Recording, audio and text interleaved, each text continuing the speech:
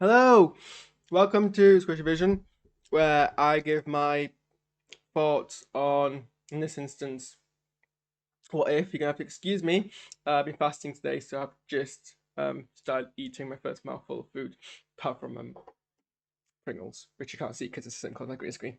Um, but yeah, um, so here I give my immediate thoughts to what if. I've just watched it. Not time to bury into the details of the episode or like pick out small details of the frame. It's just my immediate reaction. So last week, I said I liked what they were going for, and obviously I'm a massive fan of the idea of Captain Carter, Captain Britain, Captain Carter. Um, but the pacing felt really rushed. It felt like they were kind of speeding through a story, not giving it time to breathe. There wasn't that kind of same emotional resonance. This episode was fantastic, and the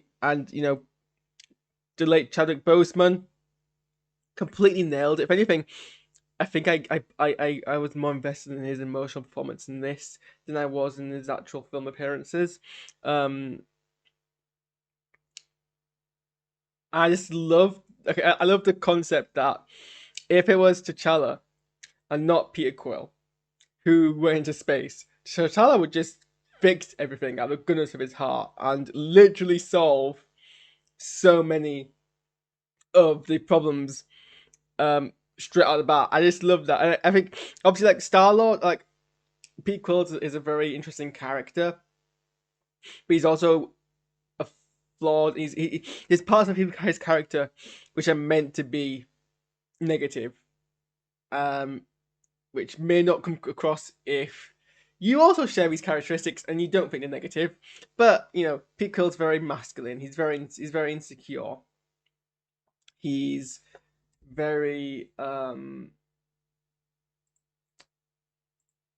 a degree. He's like a bit reactionary. He feels very entitled. He's got a lot of kind of male. He feels a lot of male privilege around. Don't get me wrong. He's not by any means kind of toxic. Well, he is a bit, to be fair, but he's not far out that way.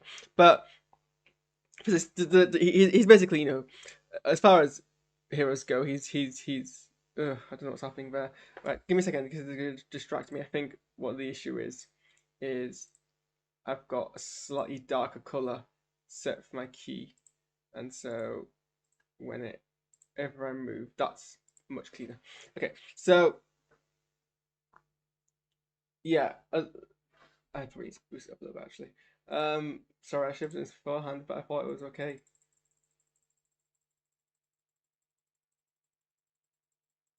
Right, hopefully that should be fine. Yeah, so you got Chala who you've got Pete Quill who's very white, masculine, male superhero, and you've got T'Challa who's obviously a black man, and drawing from his background as a black person. I just love how that kind of instinct, that kind of changed everything, and he makes the Ravagers become a force for good. He makes um Nebula become a force for good. He makes um what's his name? I put it right here somewhere. He makes Korra a force for good, and he makes Thanos a force for good just by convincing him. And I think that's great. I think that's an absolutely amazing idea. It's one of those fun ideas you can play around with in the premise of this What If series without any kind of thinking too hard about it. Um, but it still lets us celebrate kind of what makes Black Panther, T'Challa as a hero so great. And I just love that. So gushing that change aside, this episode was like fantastic on pacing. It helped that it was trying to tell its own story, not just retell one of the films, but in half an hour, which is what was the issue last week. The story was more or less original. The first scene was some of the scenes were like the same, but then as soon as that point onwards, it was more or less original. There was a different big bad. Um, Sorry, I'm just getting a mouthful of my food. Otherwise, I'm gonna not be able to speak. Oh no! Damn it! Embarrassing. Sorry. I feel like being messy, especially on camera. So that was quite embarrassing.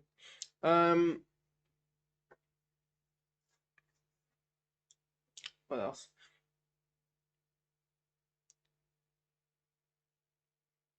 Yeah, so the pacing was great. There was lots of humor that actually stuck and I found hilarious and landed. It was a bit silly at times with the kind of what if concept, but that's what you want. There was some actual good emotional drama. Again, it wasn't the much drama. Should have given more space to breathe, but I think actually they executed it.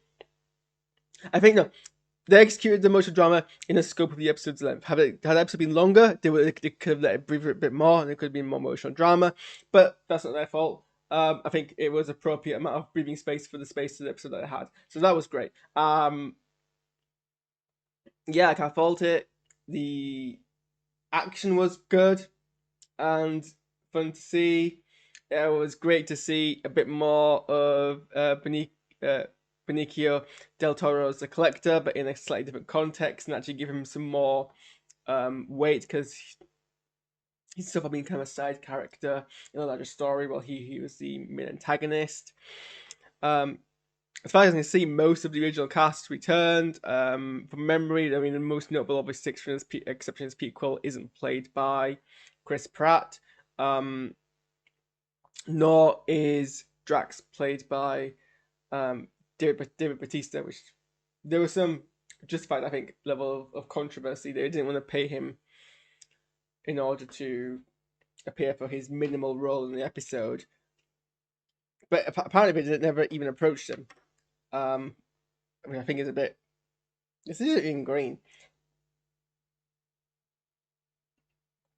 which I think is a bit problematic. Because you never know, he might like the character so much that he did it for a smaller fee. Not that I don't think you should, underpay your actors. But these are what I'm going on here. Again, apologies for eating during a stream, and all this black stuff she was putting on me. I'm not sure why. Maybe it's this. Maybe it's this shirt. It was also great to see more Howard the Duck. And actually, Howard the Duck, I think, actually have a substantial contribution to the episode as well. That's what's great about the show. Actually, it's some characters we have not seen much of. It's interesting to see how easy the children of Thanos were able to actually defeat Thanos without help. I don't know if a scale of balance work here or not. I mean, they were always, quite intimidating and powers of force enemies, the children of Thanos, as we saw in Infinity War. So I love you said. A lot of people always wonder, if Ebony Moore is so powerful, why does Thanos? Why does he obey Thanos? And I think that the answer is obviously it's not about power; it's about belief. Ebony Moore clearly worships Thanos, so it doesn't matter if he's actually more powerful. That's not the whole point. He just thinks it's not. That's not the whole point. But so it's interesting to see that actually, on opposite sides they fight each other, and there's actually a level of overwhelmness that Thanos has to deal with. And I still think it's great. They brought Thanos back and actually made him a decent, like a good guy. That was fantastic. And yeah, the bits of Makanda were great. There was some nice kind of emotional connection, bonding, and points there. I saw this top of the choreography looking quite good. And then the animation of wise, especially just the shot of nowhere, the head of the Titan, basically being overtaken by the growth of the plant life. I really liked that shot. At the end of the episode, there was a spider on my wall. Where did you come from? Yeah, and I think that's probably a good point to end off on. I think this is a generally stronger episode. I think it's stronger for the fact that it was more original. It was able to actually pace it out. I think, obviously, really helped that Chadwick Boseman did a fantastic job in the role. And it's fair to everyone, and everyone was kind of, clearly having fun with playing these alternate versions of these characters. And I think, if you've played these characters for a certain amount of time, like some of these people have, like, well, the less appearing characters in here would have been, I believe, just looking at the list, would have been from 2014's Guardians of the Galaxy. So this is like 7 years of on and off playing the characters. So there's some degree of familiarity of, I mean, at least some of them, like Taserface, really appeared in a few things. But there's a degree of familiarity, and then you get to play around these characters, and actually, I think for an actor, that's kind of fun if you actually care about the role. It is. So yeah. And yeah, I just love the idea that, T'Challa going to space, he fixed everything. And I think that's just so wholesome, and it makes me feel happy inside. And I like the message that it sends out. And I hope people take that message, that ultimately,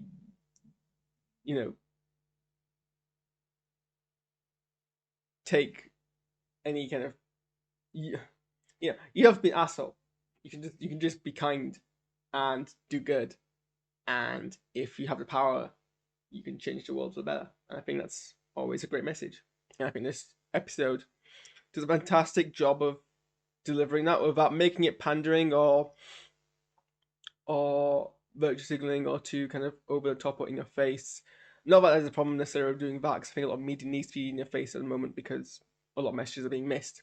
But I think this, it's quite overt, the change, but it's not, the message isn't spelled out for you. You have to think a little. And I think that's a nice balance of still being forceful with the message, but also not throwing people's faces. So, great episode, and look forward to next week. Apparently, we're going to get more iterations of T'Challa in different situations, so that's great.